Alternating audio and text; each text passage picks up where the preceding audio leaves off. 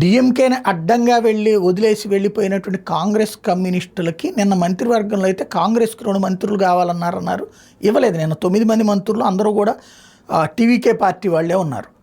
మరి మంత్రివర్గ విస్తరణ సందర్భంగా ఇస్తాడా ఏంటి అన్నటువంటిది చూడాల్సి ఉంది. ప్రస్తుతానికైతే భాగస్వామి పక్షాలు ఎవరికి లేదు. సిపిఐ సిపిఎం మంత్రి పదవులు వద్దన్నారు, బీసీకే కూడా వద్దంది. కాకపోతే వీళ్లతో తలనొప్పి ప్రాబ్లం.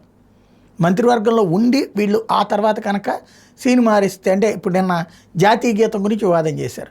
జాతీయ గీతం ఫస్ట్ ఉండాలా, రాష్ట్ర గీతం ఫస్ట్ ఉండాలి, రాష్ట్ర గీతం ఫస్ట్ అన్నట్టు. యాజ్ ఫర్ నామ్స్ అయితే జాతీయ గీతం ఫస్ట్ పాడిన తర్వాతనే రాష్ట్ర గీతం ఉంటుంది.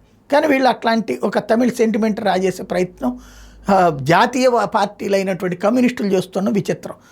అలాంటిది ఒక ఎత్తు. ఇక మరి విజయ్కి ఉన్నటువంటి ఆప్షన్ ఏంటి? రేపు పొద్దున వీడు మద్దతు ఉపసంహరించుకుని ఏదో ఒక వంక పెట్టి స్టాలిన్ చేపిస్తాడు. స్టాలినే వీళ్ళని బొమ్మన్నాడు. మళ్ళీ ఆ తర్వాత వీళ్ళు స్టాలిన్ గూటికే చేరతారు. ఎందుకంటే విజయ్ పర్మనెంట్గా గ్యారంటీ లైఫ్ ఇస్తాడనుకుంటే అప్పుడు ఆలోచిస్తారు. అప్పుడైనా రోజు సతాయిస్తూనే ఉంటారు. ఇప్పుడల్లా ఏఐఏడిఎంకేలో షణ్ముగం టీం యువతలకు వచ్చే పరిస్థితి కనబడుతోంది. దాదాపు 36 మందితో కూడినటువంటిది. అంటే అసలు విజయ్కి ప్రాబ్లమే లేదు. మంత్రివర్గ విస్తరణ కూడా